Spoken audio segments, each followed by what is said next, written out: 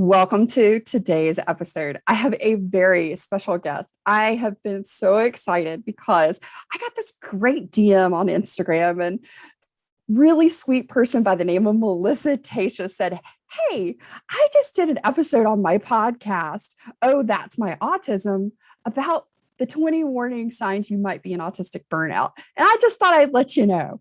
And I was like, "Oh my gosh, okay." So I was driving somewhere later that day and I put it on in the car. I was listening to it and I thought, oh man, this is fantastic. I love it. So I immediately reached out to Melissa and I was like, "Melissa, I got to get you on the show." Welcome to Mind Your Autistic Brain, Melissa. Thanks for being here. Thank you. I'm so excited to be talking to you. So Melissa, I love one of the phrases that you used in episode 23 for this. And it was like, "Did COVID break my brain?" Yeah, did it? I can't tell. I'm still trying to figure it out. There was one day where I had like a little tiff with my partner and I got upset about something small again, because that just kept happening. That it was like little tiny things would just trigger me. I feel like my nervous system was just like, couldn't take anything else at that moment. And my partner just was like, "Hey, you know what? Like, we need to figure out what's going on with you, because everything has really ramped up. Like, you don't seem like yourself." And I'm like, "Yeah, okay, you're right. Like, something's happening." So I got on Google and just started searching. I was kind of searching for a therapist, but also I was like searching kind of just for answers and Googling, like, I don't even remember what I was Googling. I was just trying to like put in my symptoms of what was happening or whatever. So I came across this list of female autism traits, which I think a lot of people have seen this list that I know of who are late identified. I think it was by Samantha Kraft. So that's like, the one. And I have that in a group because it's such a wonderful list. And it presents it in such a way that it's just like, holy cow. Right. Yeah. And I was like, I really clicked on it because my daughter is autistic and was diagnosed 4 years ago. And so I was like, oh, interesting. Like, I was going into it with the intention of looking at it as like a means to understand her better. So I was like, oh, let me read this. This is cool. And I just started reading it and I was like, oh, this sounds more like me than like her. Even like everything was just, I was like, wait a minute, this is just like an anecdotal list of traits that somebody who didn't know what they were talking about made, right? So that started me on a journey. It like piqued my interest and I was like, could this be a thing? And so of course I just started researching and researching and researching and researching. And everything I found, I was just like, I just knew. It was all so obvious. Like, you know, it's like, tell me you're autistic without telling me you're autistic. I researched and I researched and I researched. I mean, everybody that's listening today is just like, oh, I could so relate to that right now. Mm-hmm.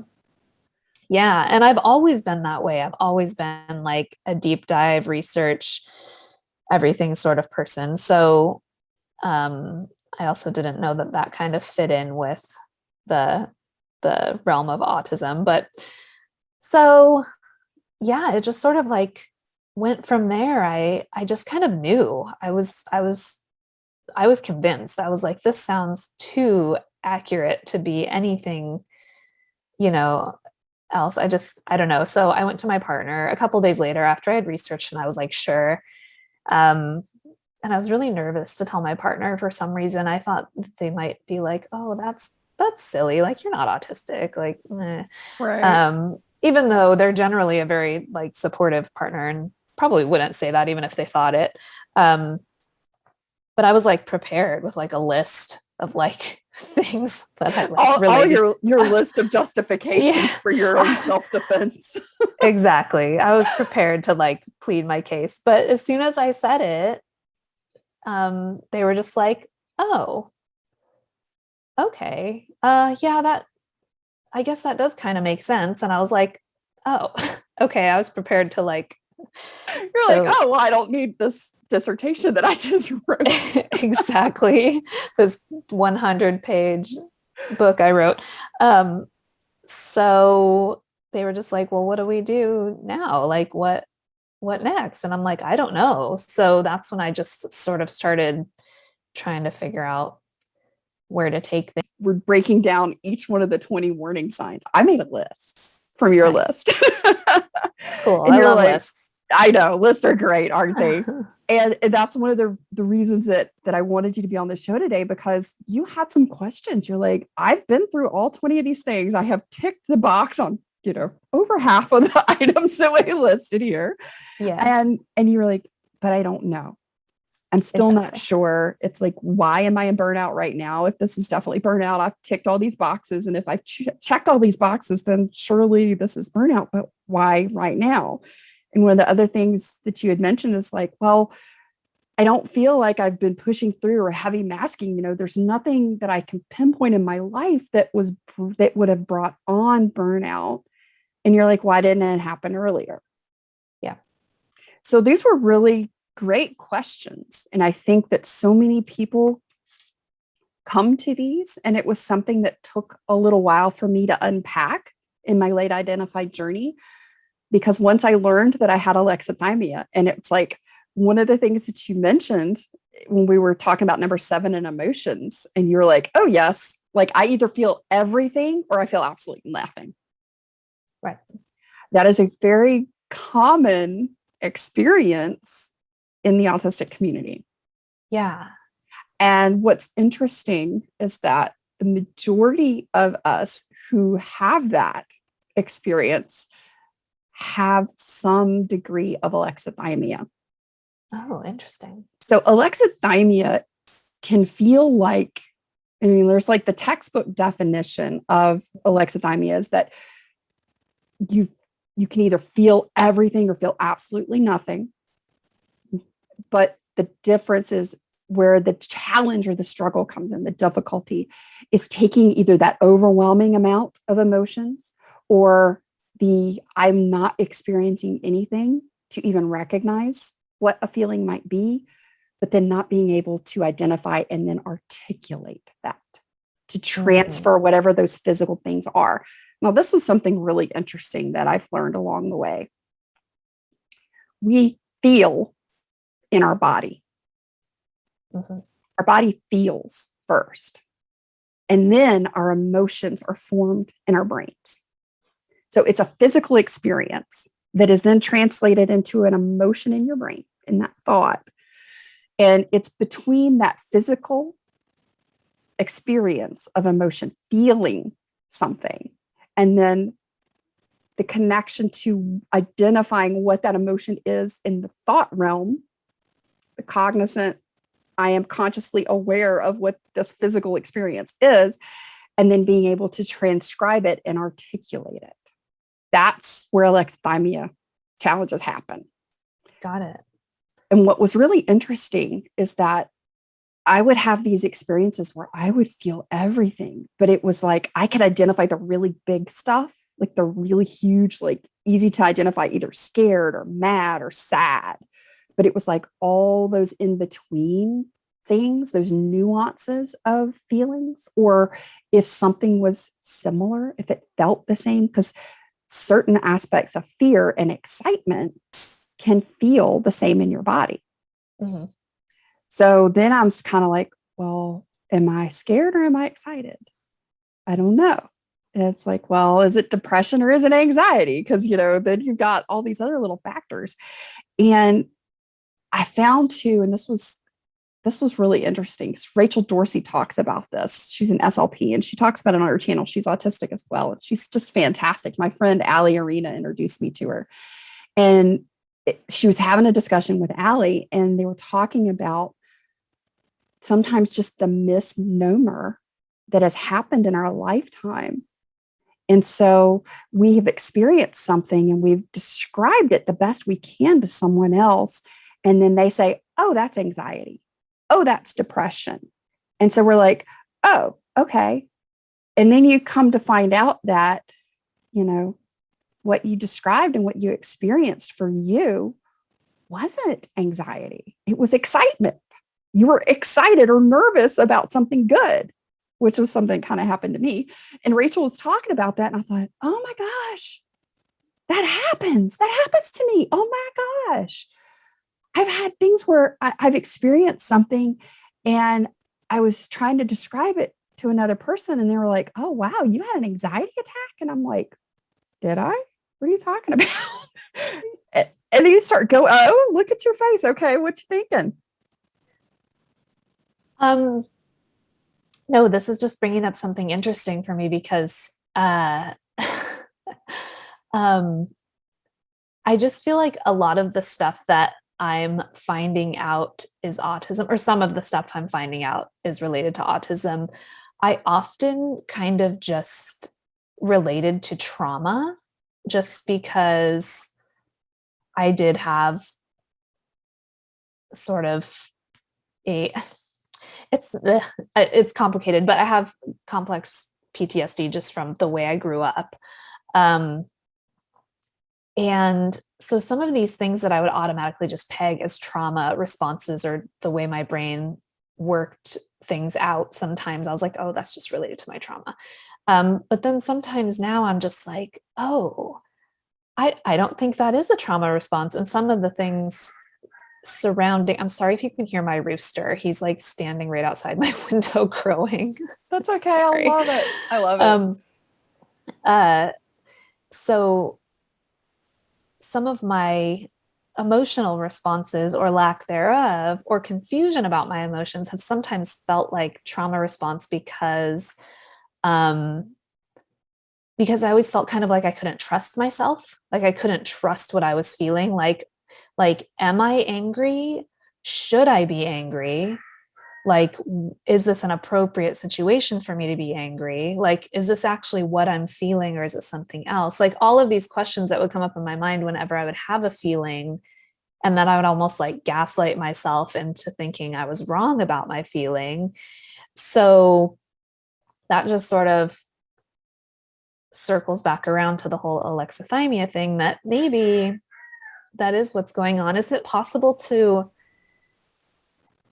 because there are sometimes, I'm wondering if it's possible to have that part of the time, but then there are sometimes I feel very aware of what I'm feeling. Like I can point out what I'm feeling very easily, but then there are other times where I'm like, what's happening? Like I just feel feelings in my body, or like you said, it's like all or nothing. So yeah, I'm curious about that. Yes, most definitely. And the aspect of trauma, PTSD, and complex PTSD, as I'm sure you know, is much more prevalent in the autistic community than the normal community, because our perceptions and our sensitivities are so much more heightened. Yes. So we are more susceptible to experiencing that. And that's something that I'm so glad you brought it up, Melissa. I really am, because that's something that happens quite often. The thoughts and what you were just talking through is, hey, I just identified this as my trauma response, where now I'm really reflecting on it. I'm seeing that it's just my autistic experience of how I process and perceive the world. Mm-hmm. And you also get to this point where it's like, can I disconnect my trauma experience from my experience as being autistic? Because really, can you? I don't know. I mean, I have PTSD. I have trauma experiences in my life, that this is one of the things that as a late identified person, this is really the complexity of it for us, is that we've got so much to unpack. And, I've talked about this on the show previously, and I love that you brought it up again, because I think it's one of the things that's really valuable to recognize, especially in our late identified journey. And as we're starting to identify, am I in burnout?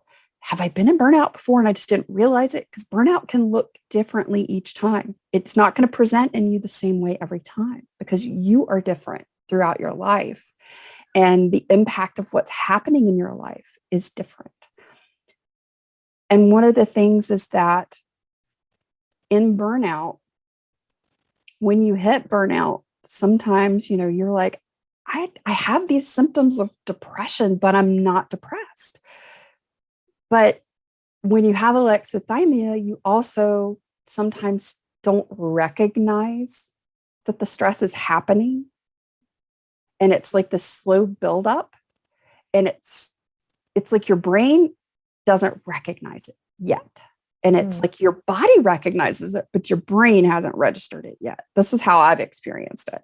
And so it just builds up, and you start to just sort of keep suppressing it, and you keep suppressing it on this sort of subconscious level. And you're just like, yeah, no. And you dismiss it. And what happens is, I think part of the reason that occurs is because of self-integrity, the trust. And that's one of the biggest things that I discovered in my late journey. And it took a lot of layers to get to this realization for me. And this has just been in the last year or two. I didn't trust myself anymore. I had lost the self-integrity to believe that what I felt I was feeling. And when I would start to doubt and question everything, I'm like, oh, I can't. And I'd have to have an explanation. Like I would have to have some concrete proof to justify my own experience. Yeah. Is that what you've kind of been struggling with? It sounds like. Oh, yeah, for sure. I mean, my whole life, and also being a person who has been labeled my whole life as overly sensitive. And been told that so many times over, like, oh my gosh, you're making this a way bigger deal than it is. Oh my gosh, you're overreacting. Why are you so sensitive? So now when I do actually feel a feeling, that also has me questioning it, like, am I overreacting right now? Should I be feeling this big? Where I think you sort of hit the nail on the head there. It's like trusting yourself to know that what you're feeling is what you're feeling and it's valid is very hard if you've had that experience. And I know a lot of autistic people have had that experience of being told that they're too sensitive, they're making too big of a deal out of it. Why don't you calm down? Why don't you just relax? Like those sorts of comments where you're just like, ooh, I am a lot. And then you get into the habit of doing that, of actually like making yourself smaller because you're like, I'm a lot to handle. I need to make myself smaller, make myself more manageable. And it's sad because I look back, and my last relationship that I was in before this one lasted 5 years, and I did a lot of that. And it was really, looking back, it's eye-opening because the last year of that relationship, I was having panic attacks all the time. And I could not figure out why. Like full on, like you think you need to go to the hospital panic attacks because you honestly feel like you're dying.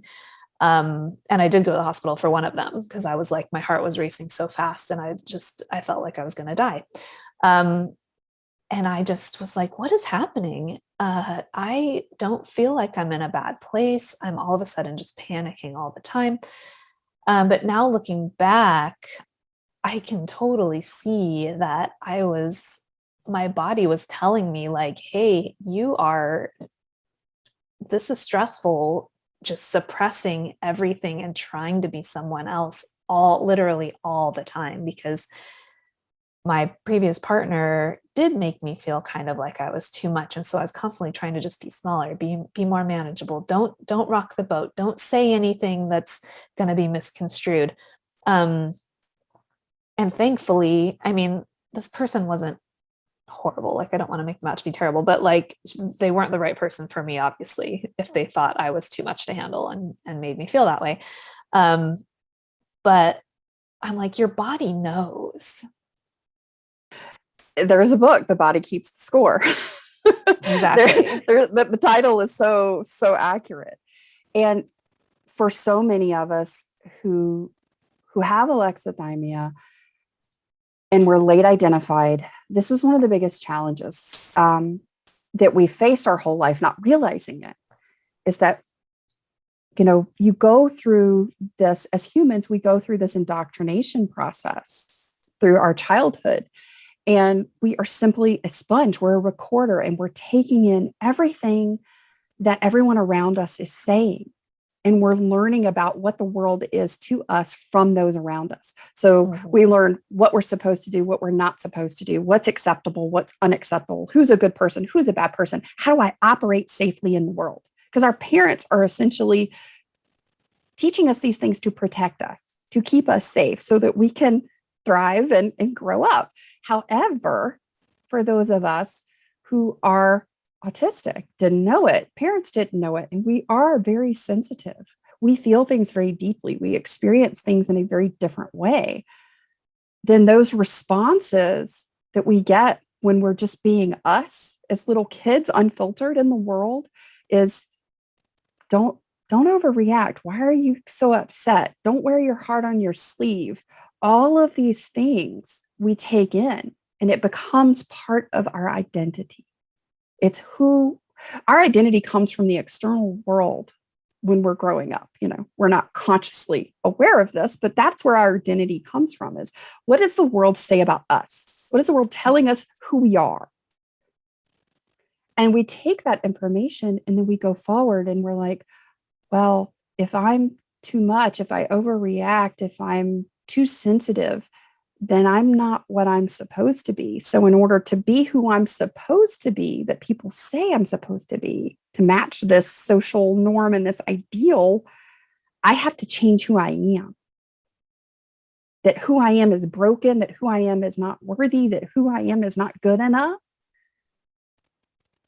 And so we end up getting to this point in our life in late identification, we're just like, when you learn you're autistic, was this like a big one for you, Melissa? You're like, holy crap, I'm not broken.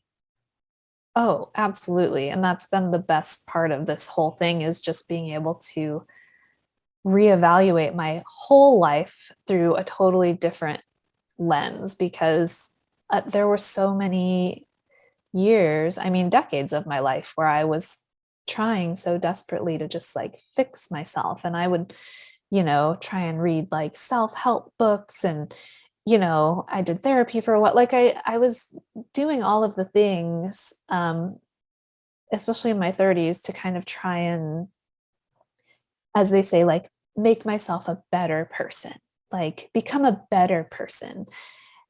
And I don't know, it never seemed to work out the way I wanted it to. And now I'm like, I already am a better person. Like, yeah, there's Thank always you. room. You're Yeah, there's already always perfect. room.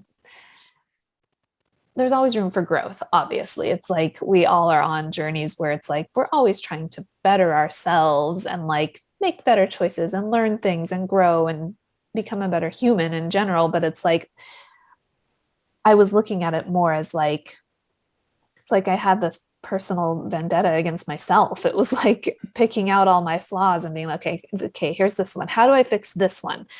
And just looking like at yourself as the deficit model. Exactly. Yeah. Exactly. And now I can just be so much more forgiving of a lot of things and just give myself more grace, which in turn has helped me feel a lot less stressed, because instead of trying to change and suppress all of these things, I can just look at it now and be like, that's kind of where that is where the title for my podcast came from. Just looking at something and being like, oh, that's just my autism. I love it. Oh, that's just my autism. That's not me being, out of control, too much, too sensitive, to this, to that, the other thing. That's just my autism. And I can just like look at it now and be like, okay, it's fine that this is happening. Like, what am I going to do? How am I going to deal? Instead of being like, gosh, you're failing again. Why is this happening to you again? Why are you reacting this way again? Why is your body not cooperating? Why is your brain not cooperating? And just being so hard on myself all the time. Because it's real easy to hold on to something that's broken because our brain wants to seek safety first. So we want to do whatever is comfortable that we've always done. And then our brain second conserves energy. So then it's going to automate everything to a subconscious habit. So a belief is simply a thought that you've had often enough that it's become a subconscious habit. Yeah. The belief is simply a thought you have over and over again. And if we start to stop and say, hey, whoop, throw the brakes on a minute, let's talk about this. And we shift some of the thinking, we shift some of the beliefs that we have ourselves, because we've gone for decades holding on to all of these different beliefs about who we are and who we're supposed to be. And it's just not true. Yeah. Because now we've got this whole new set of information that says, hey, you're autistic. Your neurodistinct brain just perceives the world differently. You process information differently. And it's not just your brain, it's your body. Your body is neurodistinct as well. And you can't just try and separate the two, because that's not how we work. We are one unified being. And when we take the time to do that and have these conversations, that makes a difference. Yeah, totally. So one of the things that you brought up that I thought was really interesting is you were talking about, when you were going through the sections where you're talking about loss of skills and abilities, and you were like, I don't know, I mean, focus, and you were like, all these things that are kind of related to sleep. So you weren't really sure about that one. This was an interesting one because this takes a little bit more of a deep dive. Like if you've got to really say, okay, what skills and abilities have I lost? Because it's a little different. Because remember, burnout as defined between neurotypical burnout and autistic burnout, the biggest difference is that the loss of skills or abilities in an autistic burnout can be temporary or permanent. The loss of skills and abilities can return, but sometimes not to the degree before you hit burnout. So sometimes they can be a decrease in your skills or abilities that return when you start to go through restoration. So skills and abilities can be kind of hard to identify. And so I understood why you said, I'm not so sure about this, because, you're like, okay, I've got decreased motivation, which is a big one. Like that's one of the biggest complaints that people notice when they're in autistic burnout. They're just like, I just can't get motivated. It is like executive dysfunction storm over here. It's like, I know I've got these things to do. I cannot make myself do it. It's like I'm frozen. It's like I'm stuck. And it's even more frustrating because then you're sitting there and if you've got this high-speed ADHD part of your brain with your autistic brain, they're all like in this soup together. And you're just like, I know I got to do it, but I can't make myself do it. And I'm just like freaking out over here because I know that I've got this structure, this thing that I've got to get done. And it's like this need to complete a task, but you just can't make yourself do it. And then you go through the shame storm of, what's wrong with me? Why can't I do this? Why am I so screwed up? What is broken with me? What is wrong with me? And you just go down that dark hole, right? So then you start to feel really crappy about yourself. And it's this horrible storm. It's like what they call like one of those great storms where like 3 hurricanes come together, and it's like, that's how I picture it in my brain. It's like the Venn diagram of hurricanes sometimes when you get into this. So identifying those skills and abilities, a lot of it is related to sleep. One of the biggest things that I noticed, and I've spent the last year researching this because I have released a course called Rest is More Than Sleep, because sleep is really critical, but there's so much more to sleep than just closing your eyes. There's other forms of rest, and especially for us as autistics, that are really critical to our everyday. One of those is sensory rest.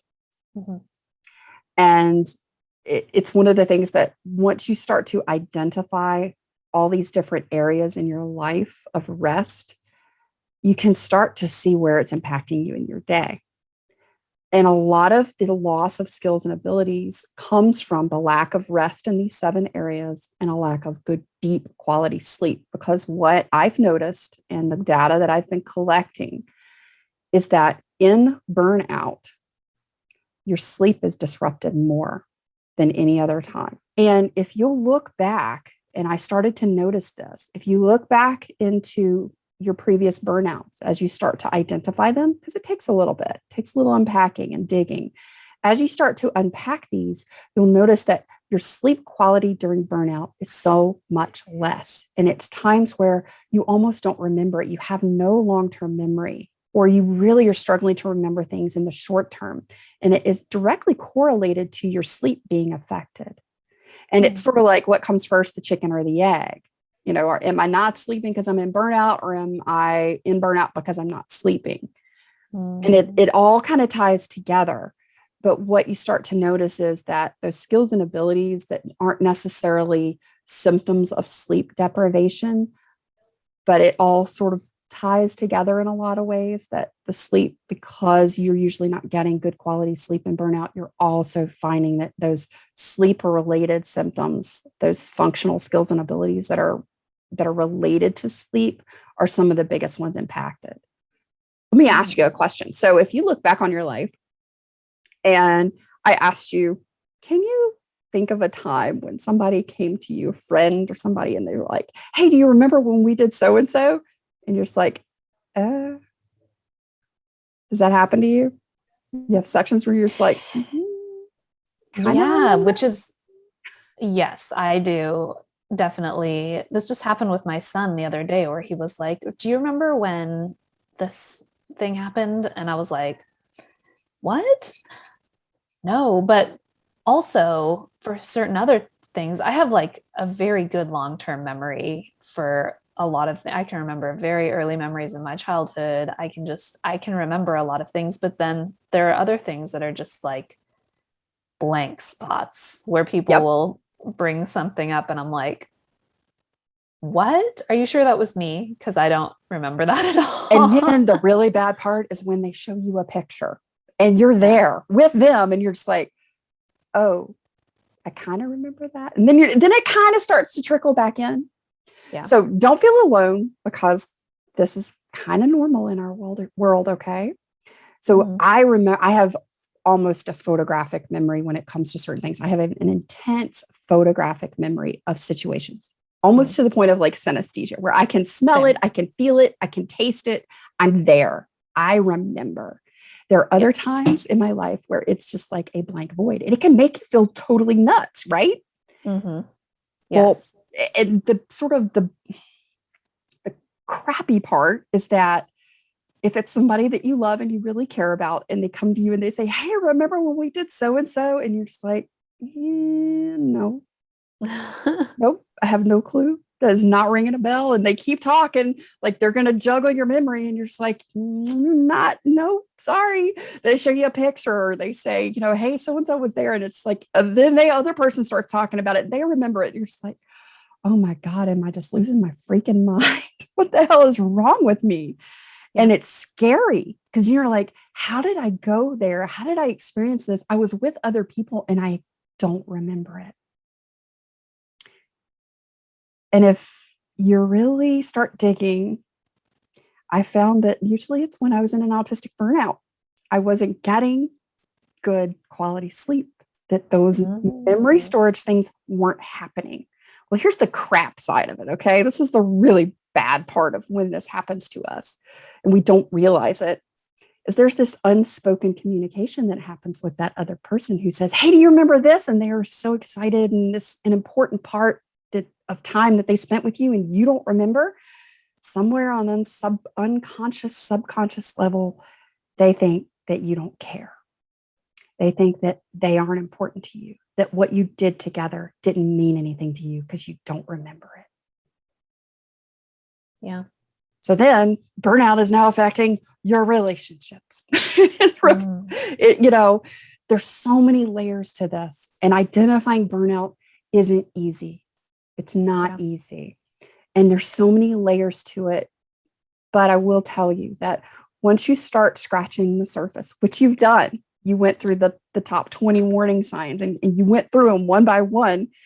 And, when you were talking about number 10, disconnected to self or others, you're like, well, I don't feel disconnected from myself. I feel more in touch right now than I ever have before, which is great. But there's also that other side of like, I feel connected to my family, but I feel totally disconnected from other people, and that's just sometimes part of it. But there's also, it ebbs and flows. All of these things that are listed in the top 20 warning signs, these are just top 20. There's like a whole laundry list of these that go deeper for each one of these things. If you're having difficulty waking up, it's usually because you're not sleeping throughout the night. And you were like, yeah, I do wake up throughout the night. And then sometimes you're laying there and you're like wide awake and you can't go back to sleep. It's like an hour, or hour and a half, 2 hours, 3 hours. And all of a sudden you go to sleep, and then 30 minutes later, your alarm goes off to get the kids up. And you're just like, oh my God, what happened? Yeah. And you're in this constant cycle of not sleeping. And you're so in the daytime, you're just functioning on fumes. You don't have the energy, the resources to do the things sometimes that you need to do to get yourself back into balance, which is really can be frustrating in itself, which is why I was so glad that you said, hey, I've got the Burnout to Balance workbook, but this is just too much right now. So I've gone in and I'm reworking this so that, hey, if you're in burnout and you just need that one simple thing to kind of get your feet underneath you and get some energy back so that you can start taking the steps to go through and really reclaim and rebalance your life. Thank you. You have inspired that. Oh, that's good. Yeah. And like, I glanced through everything and I like fully intended to like work on it, but then it's in my queue of like a million other things that I'm intending to work on pretty soon. And it's like, this has always kind of been a running theme in my life. I do always have like a to-do list that's a mile long, and I sort of just check things off as they're according to priority or whatever, and as they get done and whatever. But like, I'm finding it harder to get to those things or complete those things or even prioritize what's more important, where I used to be a lot better at that. I used to be able to just sort of organize and get things done and have a productive day. And lately, productive days feel like they're coming few and far between. And I'll have more days where it's like, I had a day like this a couple of days ago. It was actually the day after I got my diagnosis, and there was like the surprise ADHD diagnosis in there. And the next day I had like a terrible executive functioning catastrophe of a day, and just like I felt like I just spent the day like basically walking aimlessly around my house. Like, I know I did stuff, but I couldn't really figure out what I had done. I don't feel like I did anything productive. It was like a lot of little, like I'd start a little task and then I would get onto another thing, and then I'd just be like distracted. And I was like, oh, I'm really actually feeling that ADHD diagnosis right now. I think this is what's happening right now. And at the end of those days, you can feel terrible about yourself, because for me, like, since I was a little kid, I have always been hyper aware of the fact that we only have a limited number of days on the earth, right? Just even as a kid, I shouldn't have been thinking about this as a kid, but I was for some reason, where it's like, it's always seemed very important to me to feel like each day counts. And so when I have a day where I feel like I got nothing done and I just sort of flitted around my house and dilly-dallied and didn't get anything productive checked off, and then I'm just like, what a waste of a day. But it's funny because when you're in that, because I always try and then like make a plan, like, okay, next time this happens, what am I going to do? And I'm always like, next time this happens, I'm just going to ditch my day and go do something fun, like for myself, go for a walk, go, get something to eat from my favorite restaurant, like do something like that. But then the next time it happens, I can't release myself from the responsibility and like from the pattern, because here's the autism side coming out. It's like, I had planned my day to look this way and to spontaneously just be like, I'm not going to do any of this stuff. I'm just going to go do this other thing instead. I can't do that either. So it's like the two sides of my brain fighting. And in the most recent episode of my podcast, I did come up with this like metaphor where it's ADHD and autism are like two siblings. And sometimes they get along and sometimes they fight. And it's like on those days they're fighting because I'm like, I need the structure. I need the routine. I need to get my list done. I need to have this day go as I envisioned it in my head, or it's very upsetting. But the ADHD is like, oh no, we're not going to do that. We're going to be distracted and we're going to not be able to start the thing that needs to be done. Instead, we're going to do this other thing that's less important, but we're only going to do it halfway. And it's like causing further frustration and anxiety. Exactly. So, right. but it's good that now I at least know why this happens to me, right? Like, yeah. Whereas 6 months ago, I just would berate myself and be like, oh my gosh, what is wrong with you? You know, where now I'm like, oh, there's nothing wrong with me. My brain just malfunctions sometimes. So there's a way to get your siblings to get along. There is a way to create harmony between the two. Oh, and do tell. Well, you brought it up and you've covered it so beautifully. You have described it so well. I couldn't have done it better myself. But there's the point of, well, now that I know this, now that I know I've got these sort of two sides of how my brain operates, and it's sort of like learning to drive a manual and learning to where the clutch and the gas meet so you can shift gears, right? Mm-hmm. So how you learn how to shift gears in this stage where you are right now, if you guys are listening out there, pay attention. This is a really big one. This was the biggest shift that made all the difference for me. And it's a process that takes a little bit, but it's like once you open the box, once you start to see this, it's so much easier. It really makes a difference. It's that you have to look at, what do I believe? What do I believe my day is supposed to look like? What are the beliefs about? I believe that there are a finite amount of days in my life and each day needs to count and be productive. Okay, you believe that. That's a belief that you hold. We'll dig deeper. Look at that, re-examine that belief and say, because I believe that, what is it that I'm doing that makes me feel like I have lived that day fully? Because you do have these internal, quiet, unspoken, subconscious beliefs that are telling you that you have ascribed to in your life that say, I have to do this, this, and this. I have to do this, this, and this for this day to be considered productive. And then I haven't just flitted away and been an executive function nightmare. Mm-hmm, yeah. And wasted my day. Because that's how you're thinking. I've wasted my day because I haven't done X, Y, Z. Mm-hmm. And that's in the doing, but that's not in the being. Who am I being? Mm-hmm. And that goes to the deeper belief. And you have to look at, sure, we all have finite days. We all do.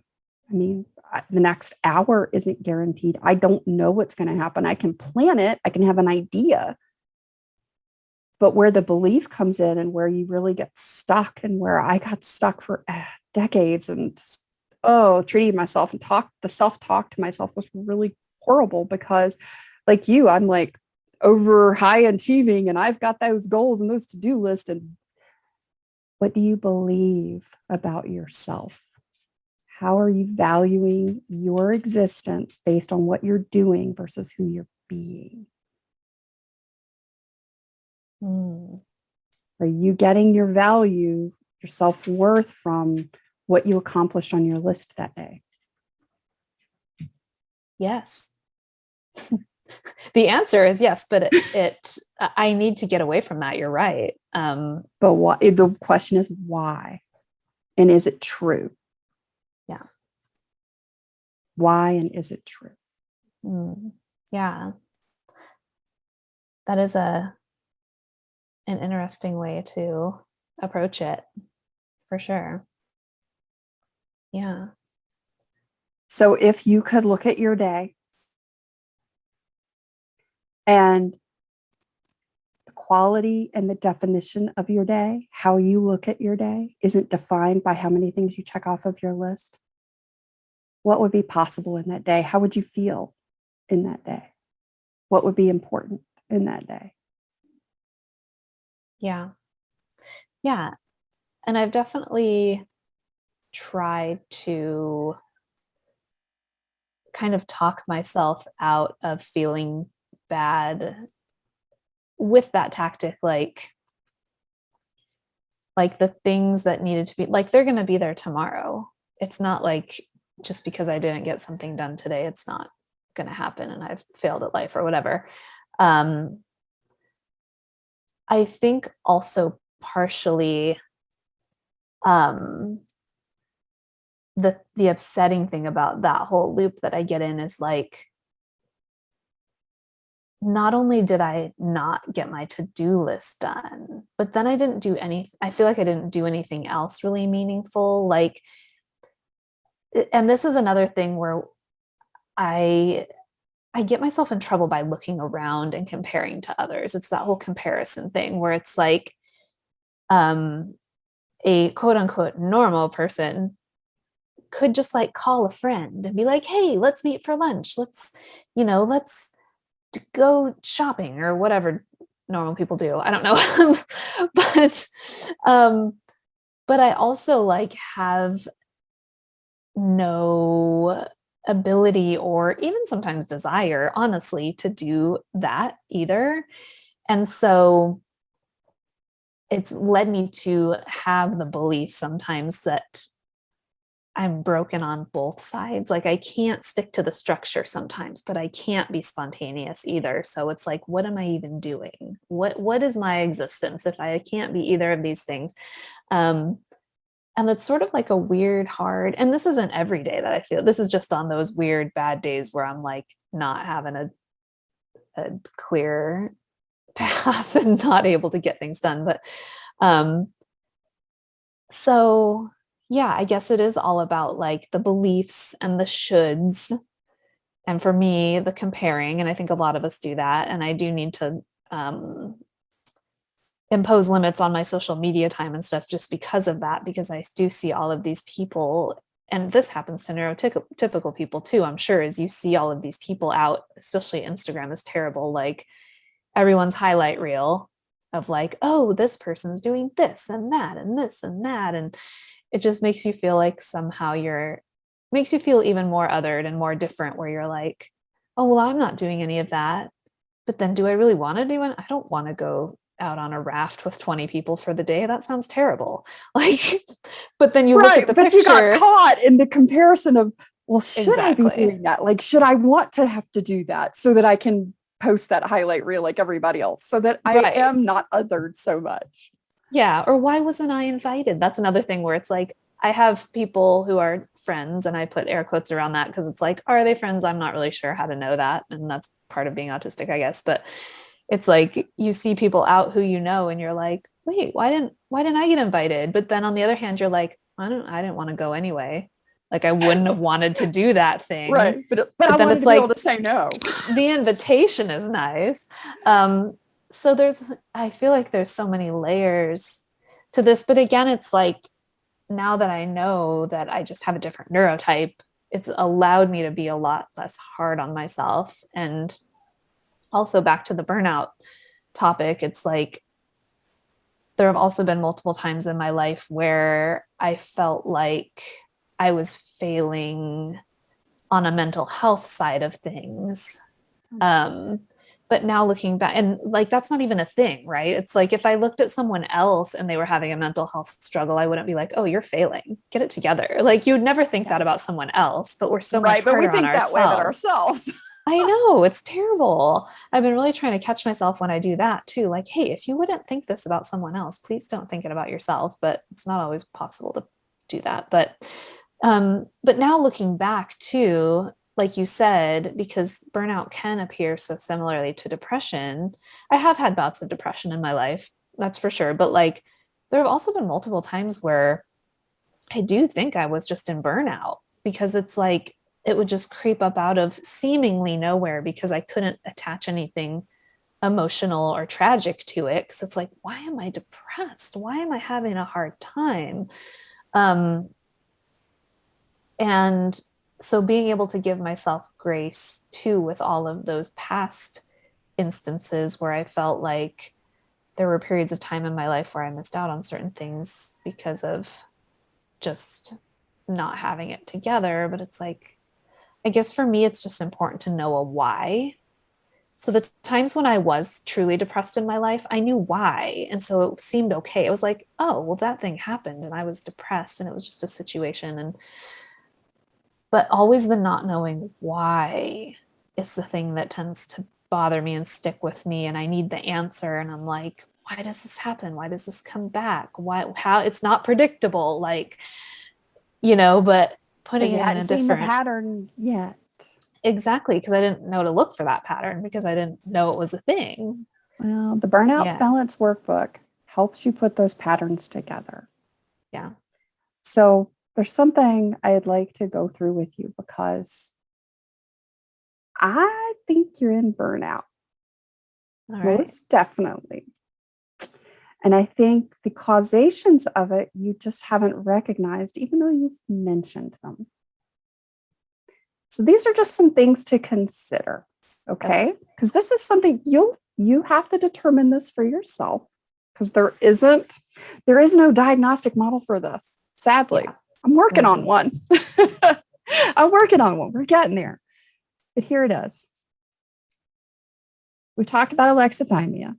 Mm-hmm. You're learning a little bit more about that. I think that's something to definitely investigate. Learn a little bit more about yourself. Keep talking about that and digging into it. Mm-hmm. So some of the things that you mentioned in your podcast in episode 23 was that all of the changes and the things you were experiencing in life. Now, as the mom of two little kids, I now have teenagers. When I had younger children, this was a really big thing because I didn't know I was autistic, and just the day-to-day expectations of what you have to get to do just so you keep your kids alive and clean and the house somewhat put together. You don't realize. And one of the things that happens, especially to women, late identified women, is because of the societal differences in how we are indoctrinated to be women in society. Some of those societal norms work against us. And some of those things are that we don't recognize that just the day-to-day, being a mom, being a wife or a spouse, or a partner, and just doing all the things that everybody else seems to it's no big deal. You get dinner cooked, you get laundry done, you get the house made up, you get the beds made, you vacuum, you keep the kitchen clean, you scrub the toilet. I mean, oh my God. Some days it's a lot, right? Mm-hmm. Well, you had a business that you and your fiance had built, and it was a 1 year in, right? Mm-hmm. So you're talking about financial stress. You're talking about all of the future worries. You're talking about all of the business worries that go with that. That's a tremendous amount of stress by itself that you may not have processed in this way yet. Sometimes it's one of those things where your body's feeling it, but it hasn't registered in your brain yet. Because you're just like, I'm just going to do what I got to do to get through. You're like in emergency response mode. And I know for me, when I'm in emergency response mode, I'm just problem solving. I'm just fixing what I need to get fixed to make everything smooth. And then when I get on the backside of it, that's when everything falls apart. That's when it all hits me. And then sometimes when it hits me, I can't even figure out what the hell hit me because I've been suppressing it, just trying to fix it in emergency mode. So I hadn't allowed any of what I was feeling to register in my emotions. Just give that some thought. Mm-hmm. Think about, you had COVID change. COVID was a big change in your family dynamic with school. The kids were home. Everybody was home. Oh, that was rough. Right. Mm-hmm. I mean, you're trying to entertain kids, plus maintain food and cleanliness and laundry, because it all escalated when everybody's home 24/7, right? Mm-hmm. And you're in emergency mode. Your mom, you're the thermostat in the house and everybody's going to follow your temperature. So you being the fix it, I'm going to make it all work and I'm just going to figure out how to do this and get back to some basis of normal. You weren't registering what was going on with you. Mm.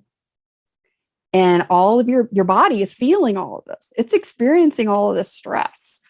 Your brain is going, I don't have time for that. Your brain is pushing it down. So when you do get on the backside of this, kids are going back into school. You guys have done some pivots, you know, he's going back to school. You've started back to school. You're picking up your older photography business and moving back into that. You've done all these emergency things. You've got all the plans. You're moving in. Now it's all catching up. Mm. And that happens quite often. Yeah. Especially as an adult. Especially as being the fixer kind of person. You know, that's your personality. And what happens is you're like, all of a sudden, you're just like, why the hell am I so tired? Why can't I seem to function? Why can't I seem to get, you know, it's 10:30 in the morning. I've taken my daughter to dance class and I'm ready to go take a nap. Like I'm done for the day and it's 10:30. That's burnout.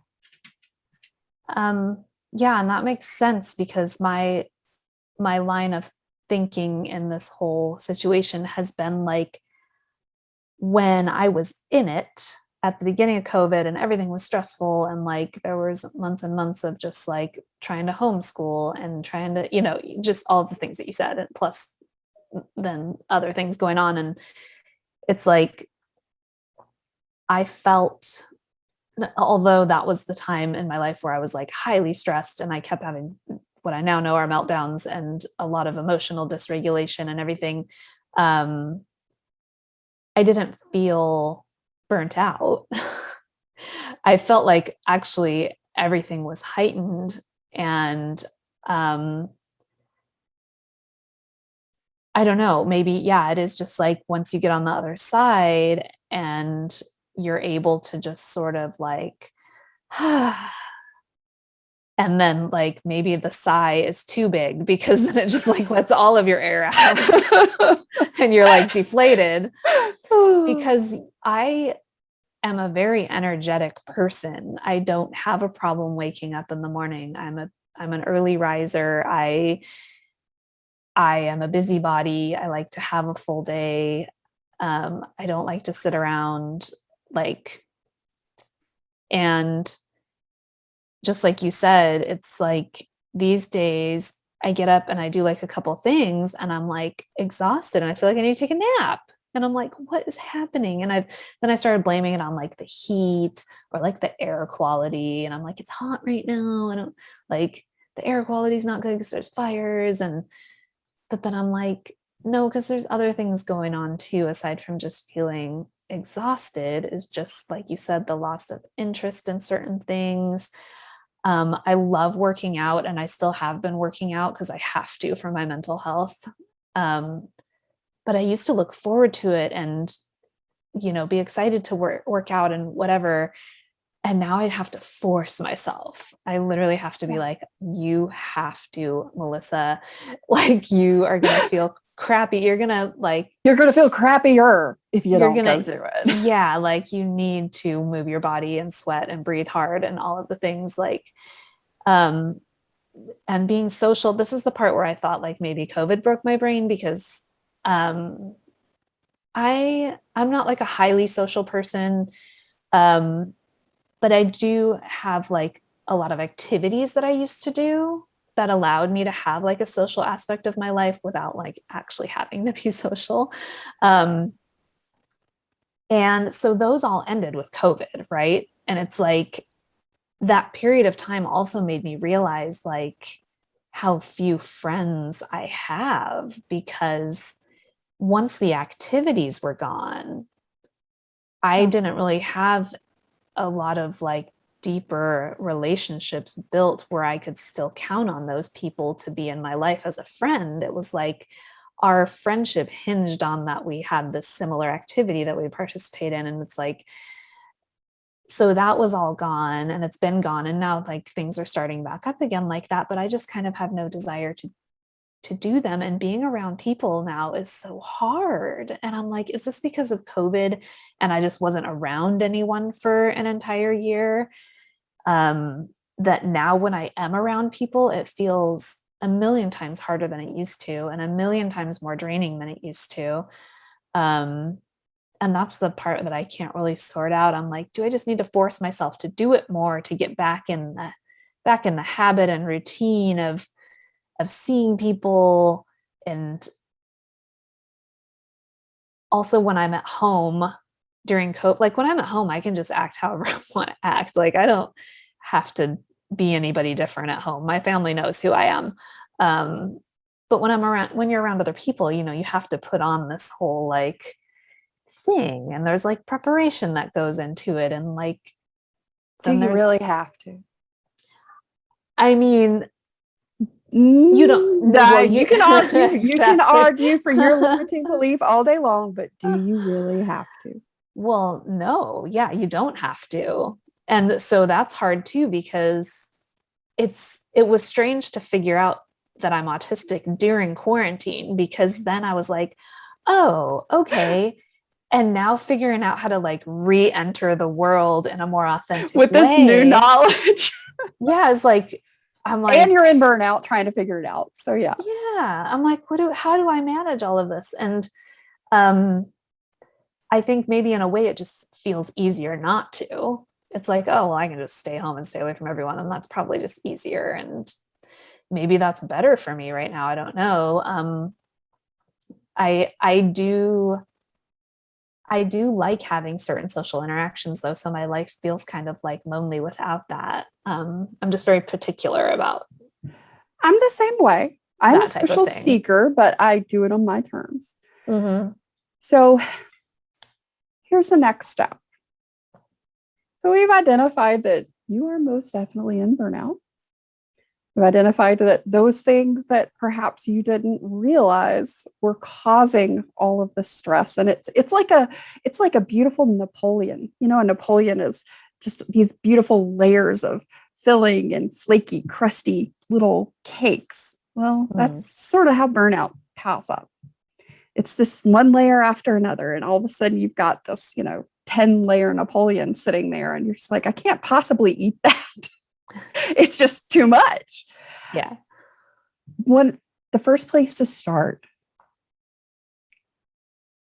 is just the awareness and acknowledging and reflecting that, yeah, I probably didn't realize that all of these layers were building up because I was just in emergency management mode.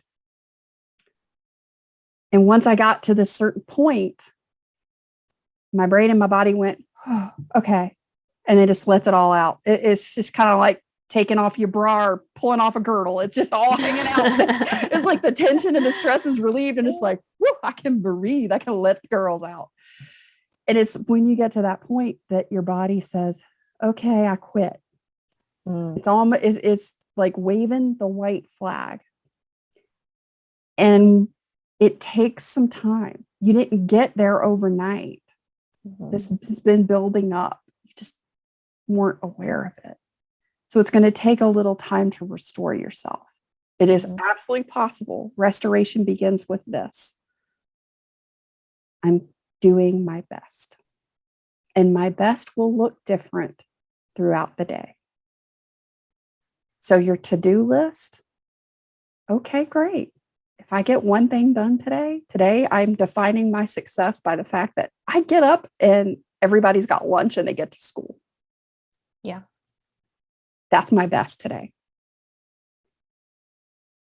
And I feel like this might be the big shift maybe that you needed. I needed this because there's so many similarities in how you talk about, how you think about life, that I was like, oh my gosh, that was me, girl. I was there.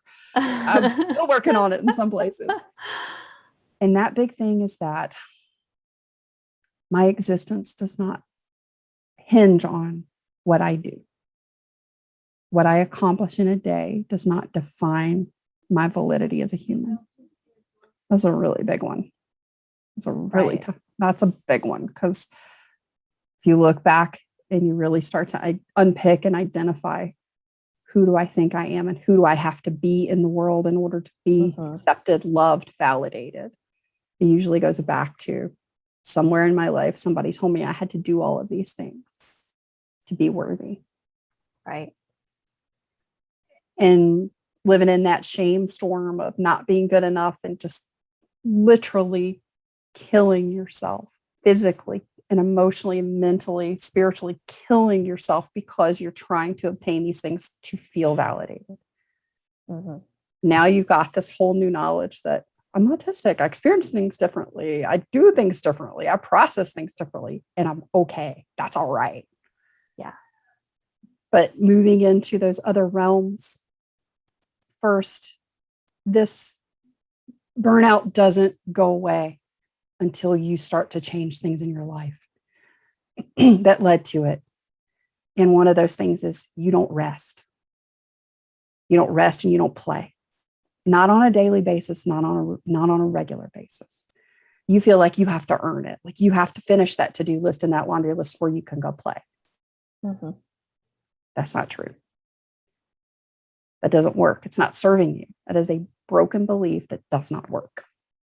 When you're in burnout, you have to get rest. Rest doesn't mean sleep. Sleep will come. Sleep really is sort of the outcrop of getting rest in other areas. Social rest is one of those things. Social rest doesn't mean unplugging and disconnecting from other people. It's actually the opposite. It means connecting, finding connection, social connection. One of the things that you lost that you mentioned was that you didn't have those social connections. That was one of your areas of rest that energized you that you no longer had. Think about sensory rest. When you're in burnout, your sensory sensitivities are heightened. I mean, like your daughter opening the soda can hurt your ears. It's like, you know, if I can hear Josh chewing, it's almost grounds for divorce some days. When I recognize that, and I'm just like, I want to slap your face if you chew loud one more time. Your face is making too much noise. When you get to that, you just, I mean, I have to laugh. I was like, oh boy, do I know that I've got to be careful, because if I'm noticing this, it means my sensory sensitivities, I'm not getting sensory rest. So finding the ways to put that rest back in your life. So getting noise canceling headphones, getting some earbuds that funnel out some of the background noise, but still allowed you to hear, like with the little earrings and things, experimenting with different types of clothing. Clothing makes a big difference. I didn't realize that for me. Sometimes I like tight clothes. Sometimes I like loose clothes. Sometimes the texture matters. The color, it has to be something that's pretty. It makes me feel good. We are visual people. Your environment, simply looking at what do I have in my environment sensory wise? What am I seeing? Is there a place for my eye to rest? Like when my entire house was blowing up and I could just barely function, if nothing else, I had to keep the bathroom and the kitchen clean. If I had those two places, I knew I could deal with the rest of it. I could deal with the laundry room that looked like everybody's laundry hamper had just thrown up in there. You know, they're just looking for those signposts for you in your life and finding rest and restoration in these other areas, because it's not just sleep. It's you're getting active physical rest. You know, you're getting that 20 minutes of physical activity every day. And you know that that's really critical, because that actually energizes you and that lets some of that excess energy out so that you can focus and sort of get yourself going. For me, that's a big one too. Looking at all those different aspects is really critical to burnout restoration. And knowing that you're not getting rest in some areas and seeing the result of how you're responding in your day is the clue. You have to be the investigator and the scientist in this to find what works for you. The Burnout to Balance workbook is going to take you step by step through those. You don't have to do all of it in one day. You don't have to do all of it at one time. You can take one question a week. Take a bite to start with one thing, because each one of the questions is set up to allow you to see something you weren't seeing before, to look at burnout, to put those cycles together, to connect the dots, because there's going to be a pattern that will emerge. it'll help you in the way that I set it up, because I have alexithymia and it's sometimes really hard to identify some things for me. I set it up so that each section has a little bit added extra in that email that comes. So it helps you break it down and it helps you pick it apart. But you got to start with the one thing, is that you're doing your best every day, and your best is going to look different. And allowing yourself to know, hey, I am in burnout. This is not going to last forever. This isn't permanent. This is a temporary existence. But I know that I have to do things and I have to make some changes, because what I did got me here. And what I'm going to do and who I'm going to be is going to get me there, one step at a time. So what are you going to do with your to-do list?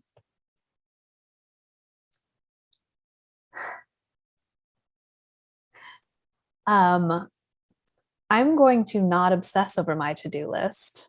I need to have it because otherwise I'll forget everything. You can have it. But I need to maybe restructure the way I view the to-do list, because right now it's like a contest to see how much stuff I can get done off how many things I can check off per day. And what you're saying makes total sense. And I have realized that being labeled in my younger years as lazy, when I was never lazy. I just needed help, particularly in school, and no one was helping me. And so I was labeled as like someone who wasn't living up to her potential, because I was, quote, gifted, but was not getting the grades that people expected because I couldn't. And also being unable to live up to what was expected of me at home, responsibility wise, made me, and being called lazy by a person in my life for many years. I think in my adulthood, I've been like fighting hard against that label, because I took that in and I'm like, I have to prove I'm not lazy. And I've spent my entire adult life working so hard, going to school, working sometimes multiple jobs at the same time, trying to be a good parent, trying to be, sometimes trying too hard to be a good parent, if that makes sense, as far as like, oh, it does. when you grow up in an environment where you're like, I need to do better for my kids, but then sometimes you're trying to like overshoot, because you're just like trying to be the perfect parent, the perfect partner, the perfect, employee, the perfect student, the perfect, like everything. And like, I'm going to work, I'm going to show everyone that I'm a hard worker. I can do it. I'm not lazy.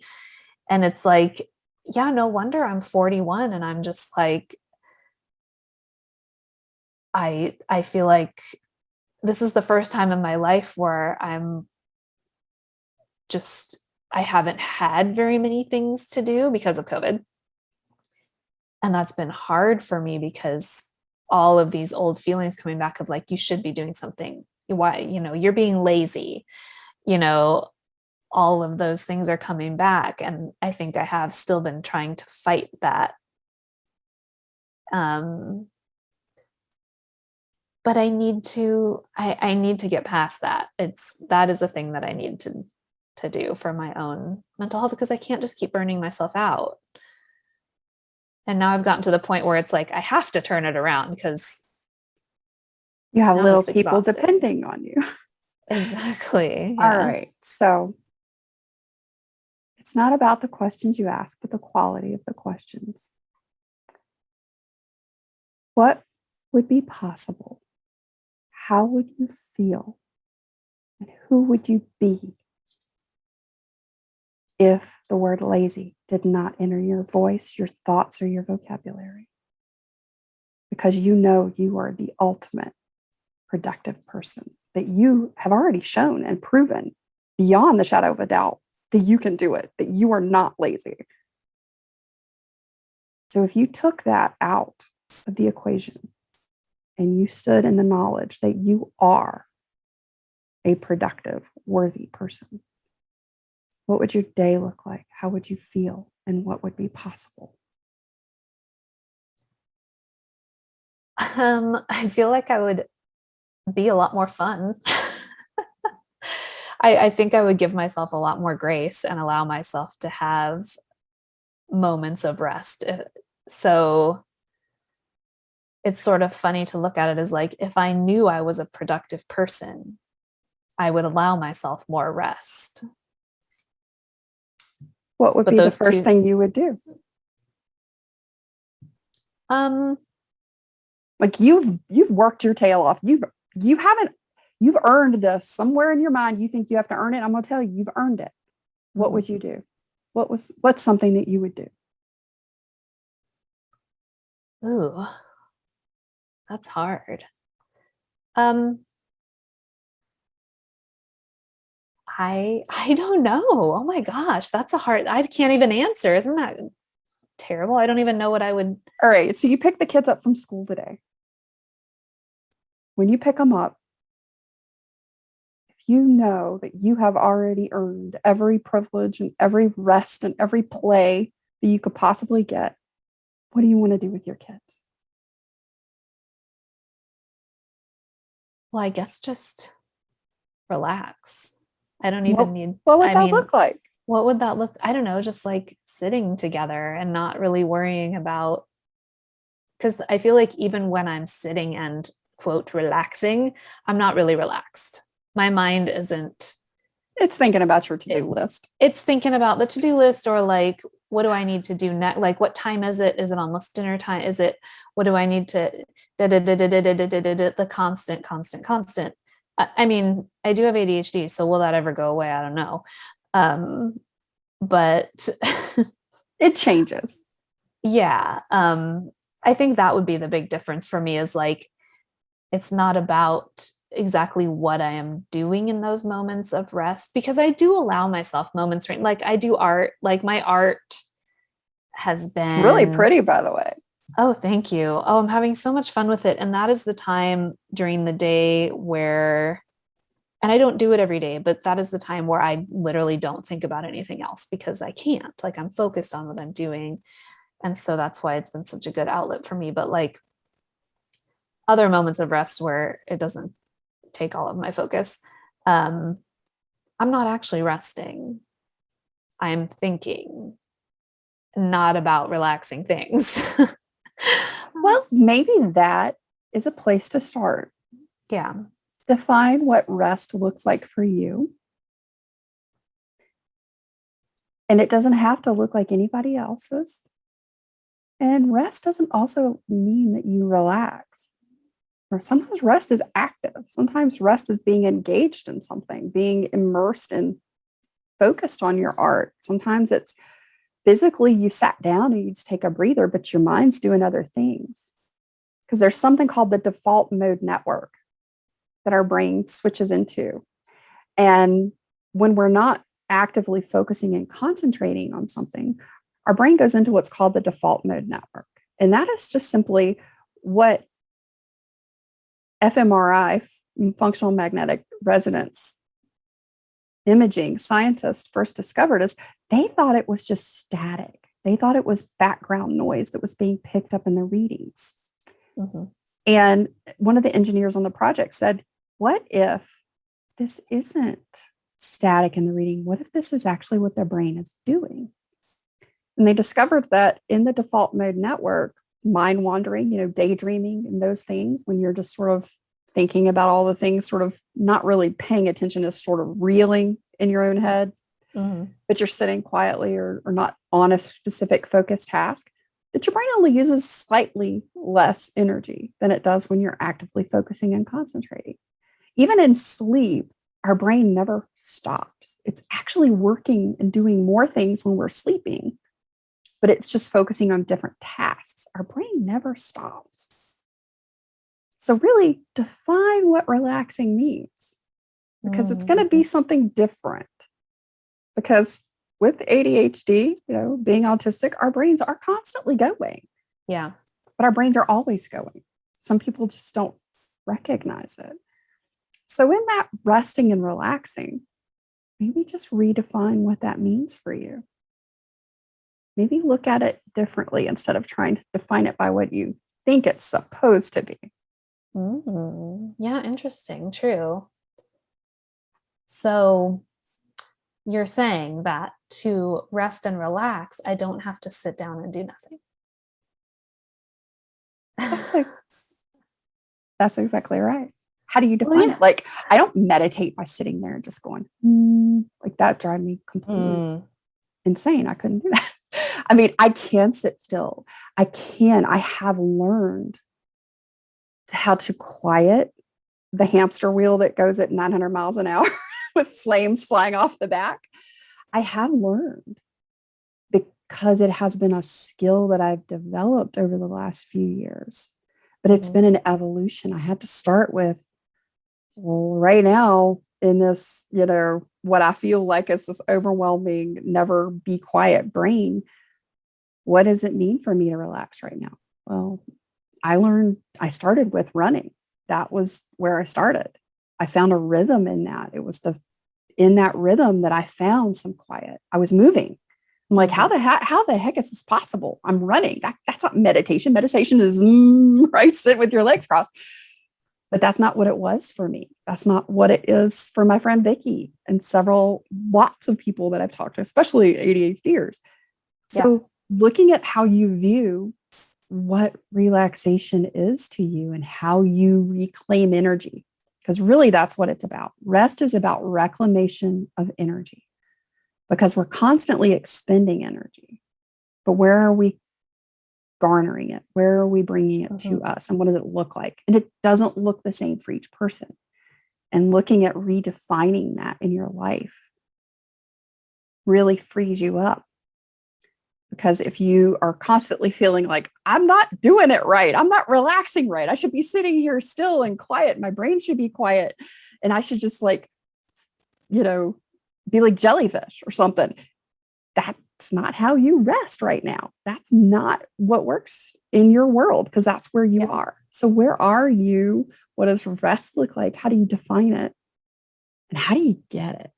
Where are you starting to notice when I do this? This is where I feel a little more energized. This is where I feel really happy. This is where I feel like, whoo, okay, I got the next little burst to do the next thing. Start to experiment with those things in your life. Like take the kids to the park, go play, and pick up dinner on the way home, or do something super simple. Do something super simple where dinner's not on the table at 6:00. So what? If everybody's throw the timetable out, for a day and just feel it, feel what works and start to notice. And it takes some practice. Yeah, sometimes I have to do things a few times to see, okay, I actually do enjoy that. Or, no, that's a hard no. I've tried it 2 or 3 times and it just ain't cutting it. You'll know. But sometimes you got to do something more than once or twice. Yeah. And I'm wondering if part of the problem also with how I'm feeling is that now that I know I have ADHD, which I didn't know a week ago, I've read a little bit about it. And one trait of ADHD that really, really resonated with me was feeling depressed when you're understimulated.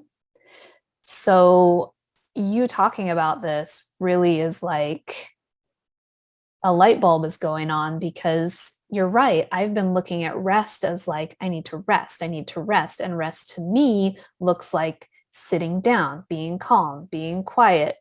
But what if actually that to my brain is counterintuitive? That to me is more stressful, because actually the stimulation of movement and purpose and feeling fulfilled in that way is more restful to me in reality. Which damn, Melissa, look at you just got there, girl. Thank you. You helped. Yes! You helped. Yeah, how good huge. does that feel? Yeah, that's huge. Like, did the weight just come off and you're just like, holy crap, somebody just turned on the floodlight? Yeah. Now you're looking at things. Now you're looking at things a little differently. it makes total sense because this is the first time in my adult life, probably, that I've had this least amount of stimulation going on. And I feel like this is the first time that I've been this stuck and tired and confused about what the heck is going on with me. Like, but maybe I'm just understimulated, but I keep trying to rest, which is only understimulating me more. So Because you maybe were it's the thinking that opposite. rest had to look like this. So, as part of the Interesting. understimulation part, as an ADHDer, understimulation can lead to autistic burnout if you are both. It is That something makes I a lot of noticed for sense. myself. And I think it's something that has really impacted so many in the community because we are used to being busy. We're used to having that laundry list of to-dos. We're used to always being on the go because it's that dopamine hit. It's that stimulation that we need. Like the autistic side of my brain needs to have some quiet and it needs to have the structure and all these other things. And the ADHD side of my brain, it's got to have stimulation. It's got to have change. It's got to have those dopamine hits. And when so many big things change at one time, and all of a sudden, you don't have that purpose and that focus. You don't have that business to get up and go run every day. You got changes in your household. You got changes in so many things. You're doing stuff, but it's not to the same extent or the level that you had before. That can have the exact effect as overdoing for some of us. Yeah. And I think there's a key difference now that I'm thinking along these lines, I just look at being busy as being busy. Like, to me, being busy isn't a bad thing, but I think just trying to be busy for the sake of being busy is different than before, when I had a super full day and it was really busy, but it was all things that I found really positively stimulating and enjoyable. Whereas now I'm just like, I need to do something because I just can't sit here all day. But like, some of the things that I'm doing are just for the sake of keeping myself busy. And so it doesn't feel positively stimulating. It feels overwhelming and stressful. It's like sex without the orgasm. It's not fulfilling. There you go. I like we're that analogy. We'll call it like we see it. Exactly. It's We're like, adults here. We can have this conversation. Why am I even doing this? Yeah, that's true. And then, talking about stimulation, though, it's also like I need to be careful because there are very negative sensory experiences, or I can get into a situation where I do feel a sensory overwhelm, and then I'm like, oh, I gotta go home, and then I'm like super exhausted, and there's like a weird balance that you have to really keep track of and know yourself, and it's like walking a tightrope. Welcome to rebirth as an autistic ADHDer. But this is really the gift. This is the opportunity. Is that you now have this knowledge that you've never had before. You have this opportunity right now. You're in the perfect place and you're exactly where you're supposed to be. You're not behind. You're not trying to figure it out. You're exactly where you're supposed to be. And in this process, one thing at a time, one day at a time, getting to know yourself in a new way and looking at what the beliefs are that you hold, questioning, asking, are they true? Is what I'm believing or what I'm thinking about this, is it really true? And finding that connection with other autistic people is really one of the biggest things about uncovering some of this. Melissa, I hope that this conversation has been helpful for you and allowed you to process through what burnout is, what it can be, and maybe what it might be in your life, and some of the layers and components to help you move forward. It has been eye-opening in many ways, and thank you. You're so wise. You're like my Sherpa right now. Oh, Lord, I don't know if I'd look as cute in the outfit. Podcast can be found on Anchor and all major listening platforms. And the title is Oh, That's My Autism. Yep. And if you are interested in hearing the episode that we discussed today from her show, it's episode 23. And she is based in Fresno, California area and has a beautiful photography business. So I'll be sure to link that below and you can check out her work as well.